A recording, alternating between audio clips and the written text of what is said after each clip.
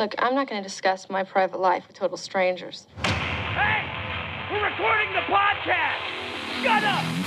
Good morning to you wherever you are, because it is a morning somewhere for February 19th, 2024. My name is Bernie Burns, sitting right over there, looking me dead in the eye. It's the new revised lead in Madam Web. Say hi to Ashley. Look, I'm not watching the film as a form of self-care. So that's not monotone enough. You can try again. Okay. I've decided not to watch the film out of it's self-care. So we're talking about Madam Web. There's a rumor, an accusation flying around the internet that Madam Web has now pivoted their marketing after how they do at the box office this weekend. 13 million. 13 million. It's for those of you who aren't familiar, Madam Web is a spider person movie about people who can see the future. From what I haven't seen anything about this movie, but just like picking up from osmosis, it's all about them being able to see the future. Is that the whole thing? I know that based on the trailer, that Dakota Johnson's character, the Madam Web herself, is she's like he's trying to kill you. And she says, I can see the future. And so apparently that's what I know about the movie. So the theory now is that Sony is pivoting the marketing and now focusing on Sydney Sweeney as being the lead of the movie, even though Dakota Johnson, up until release, was the clear lead of the movie. And that they're leaning more heavily into the marketing for Sydney Sweeney. Yes. Which, given every interview that I've seen with Dakota Johnson about this movie, that feels completely justified that Sony would do that to me. Well, because Dakota Johnson why would you want to put her on mic talking about this movie? Right. She seems completely disinterested in the movie. Yep. And to the point where it seems like she started distancing herself from it even before it released.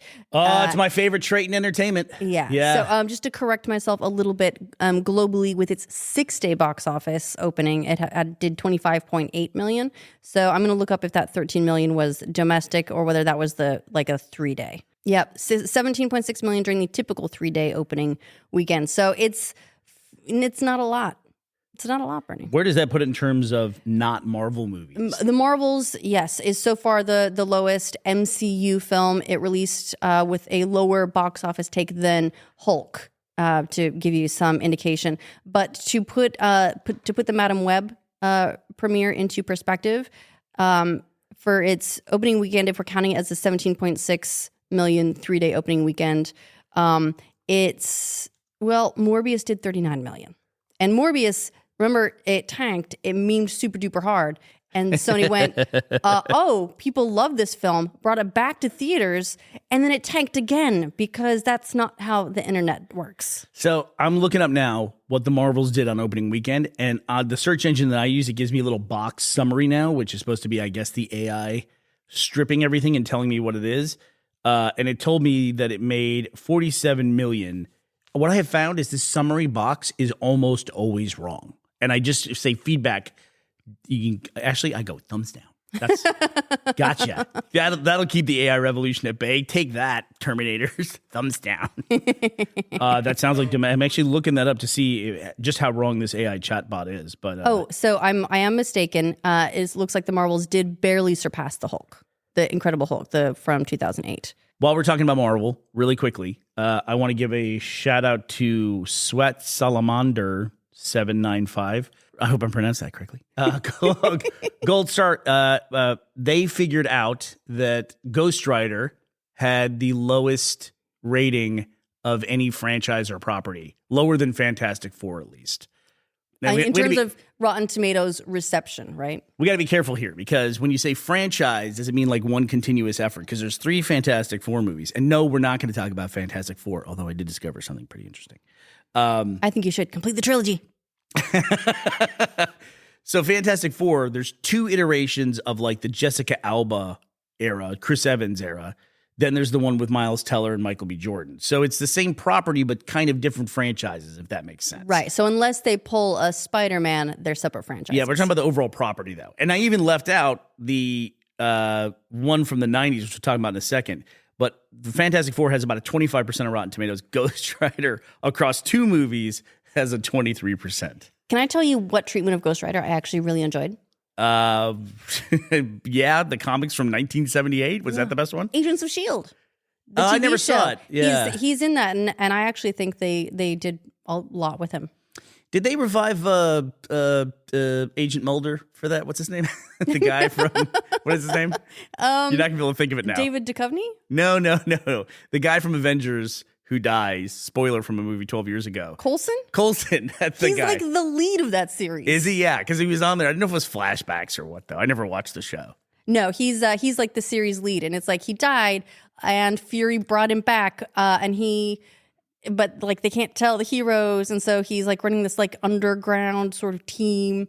But then there's a bunch of characters from the MCU that pop up, like who's the I like that you acted incredulous when I asked you that question. It's going, he's the lead. Like, it's more believable that they brought him back to life. Like, that's more acceptable in some way. I'm sorry, comic books. Yeah, right. They just opened a dimensional portal and he came from another multiverse where he was like Butcher Coulson. And then they just trained him inherently how to be a S.H.I.E.L.D. agent.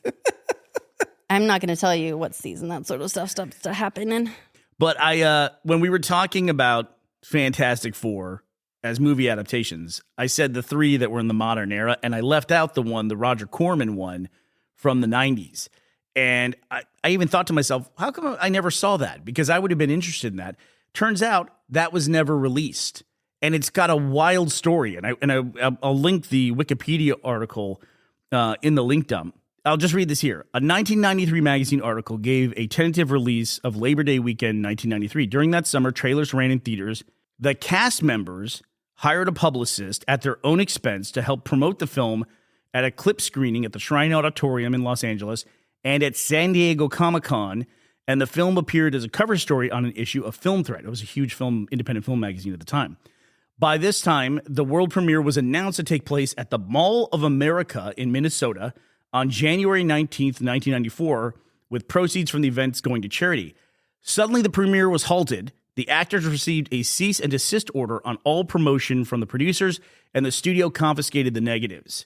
And then it goes on from there to say, essentially, it was a ploy to make the movie for about $1 million, and it was just so they could retain the rights of the character. And later, in 2005, Stan Lee confirmed that's what it was, and that nobody was supposed to see the movie ever. Wow. But it's so weird. Like, the actors took over the movie. They took over the release and the premiere of the movie. And started doing it themselves. Wow. Did one of them just have a copy? Did they just have a reel and go, all right, we got a reel. Let's do our own premiere. Yeah.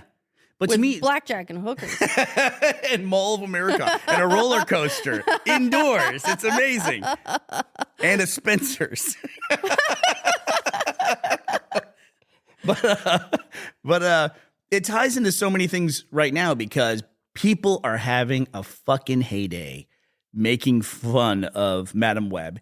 I don't know what you're talking about. I definitely did not make fun of it in the last 10 minutes. It is, it's not really making a lot of money. It looks like it's going to be a bomb, looking that way at least, especially when your lead actress is like distancing herself during opening weekend. She's distancing herself from the movie. You see stuff like, here goes all the way back to 1994. There were completed superhero films that weren't released when Warner's decided to not release Batgirl when it was complete. People were like, you can't do that.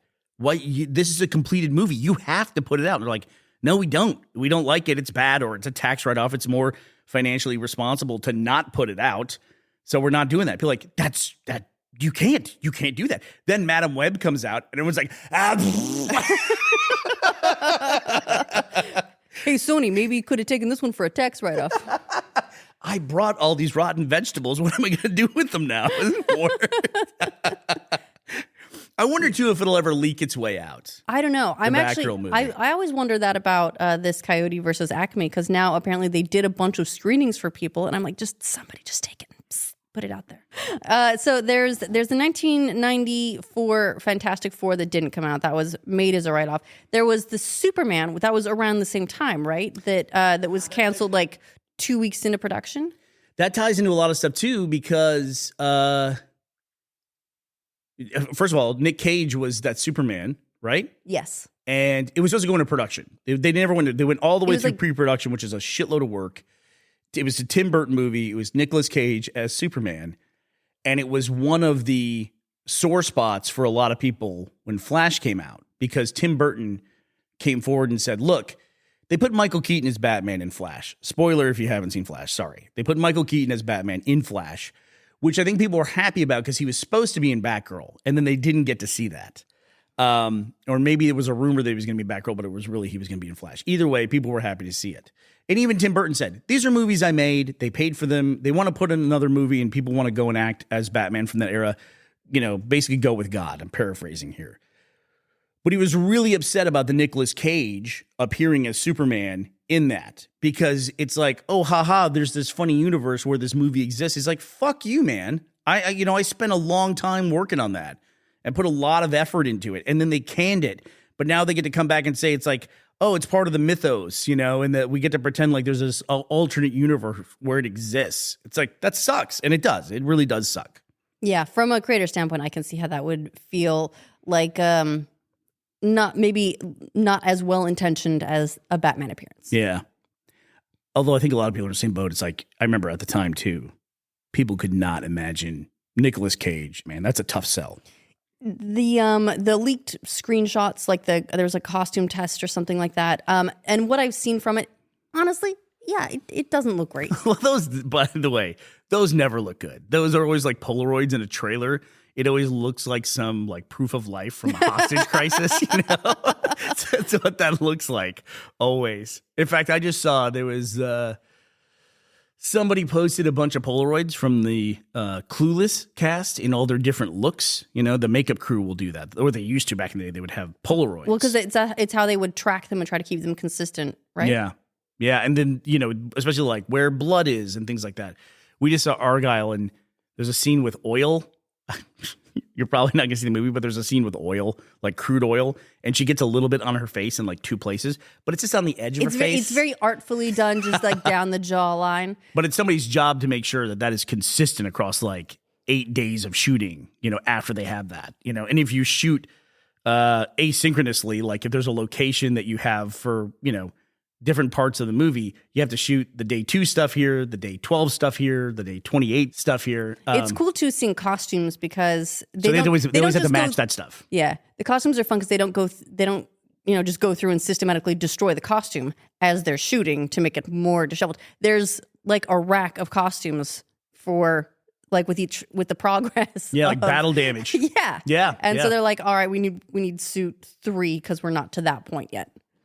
And then at the end of that, all those like destroyed suits, they have an executive suit who comes in, puts it on, and goes, "It's canceled. It's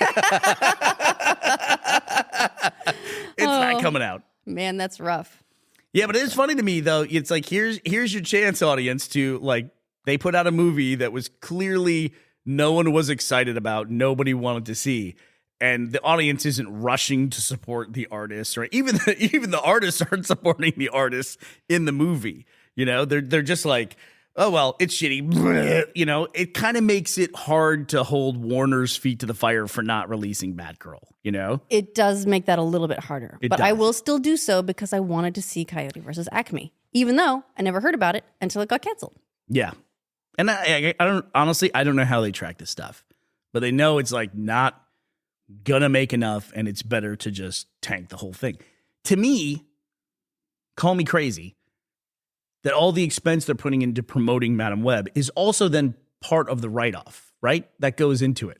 I don't know, actually. I mean, I would assume so, that because they've got people tracking every single expense. So every ad impression, every billboard, every trailer placement, whatever it is. I mean, they pay for those. And if they don't make money off the film, then all of it together is the loss, right? Because they invested in marketing that they didn't make the money back on it. Yeah, they balance it, and sometimes by huge multipliers because it's Hollywood accountants. They have shown that, I think it's Return of the Jedi famously has never turned a profit. That's got to be just statistically impossible. I almost want to shake that accountant's hand because they're a superhero or a supervillain, I guess, as the case may be, because they are making numbers do things that numbers are not meant to do.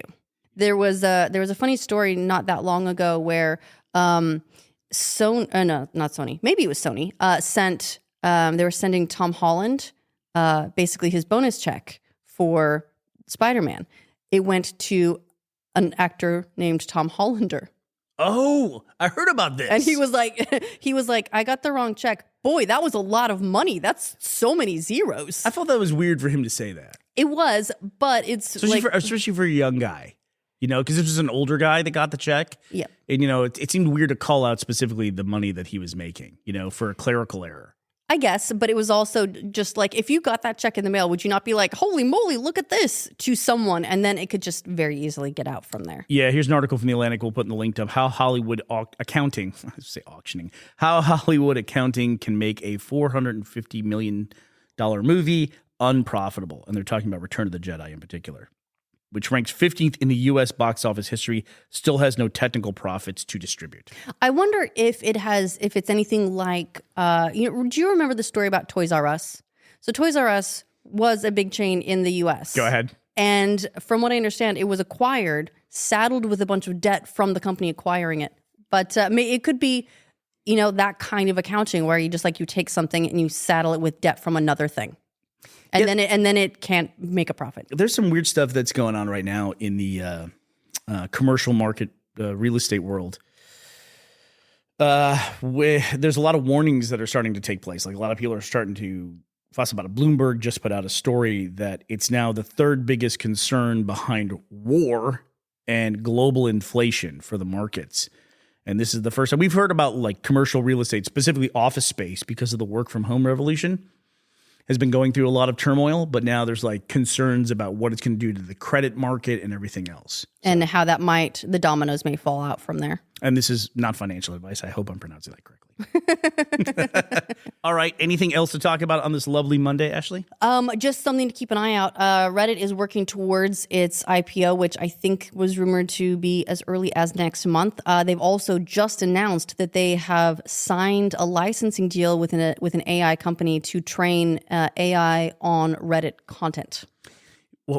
How's that going to be received? I have no idea, but it's one of those things where received well or not, which the deal is apparently worth about $60 million on an annualized basis, is probably covered under their terms of service. So people may not like it, but anyone who has created or put content on Reddit isn't legally going to be able to do much about it. Do you remember Meta put out an image generation AI and they trained it on Instagram? Yep. And everyone said, you can't do that. And they said, actually, we can. Actually, we can. That was covered in the terms. And here we go. And hey, why don't you go put some more of those disclaimers in your top comment of I hereby revoke Meta's rights to use my stuff. Now you sound like my dad. I mean, a lot of people, you'll see that on Facebook a lot where people will do that. That doesn't work. That doesn't take away the terms and conditions that you clicked yes to and nobody reads. Nobody bothered with that. Did you ever hear the story about the developer who put a thing in their terms and conditions that said, if you read this, we'll send you $100? And one guy did. And a guy claimed it. Was it $100? It was a lot more than that, I think. Was it maybe 10,000 or something? It was quite a lot. And one guy claimed it. And they years were like, later, the guy. Later, yeah. It took a long time before anyone did. The guy wrote him and said, hey, can I still get this $10,000 for reading this? I go, you're the guy. Yep, you get it. Here you go. And they sent him the check. And he was the first person to ever read all the way through the licensing agreement and found it. So read those terms. Or here's another one. A software company, I think this is the one we're actually talking about, buried $1,000 prize deep in its terms of service to see if anyone actually read them. It took 5 months and over 3,000 sales before someone asked them. So our numbers were off, but in spirit, we were pretty accurate with that, I think. All right. Well, that does it for us on a factually incorrect but spiritually accurate Monday. We'll be back to talk to you tomorrow. We hope you'll be here as well. Bye, everybody.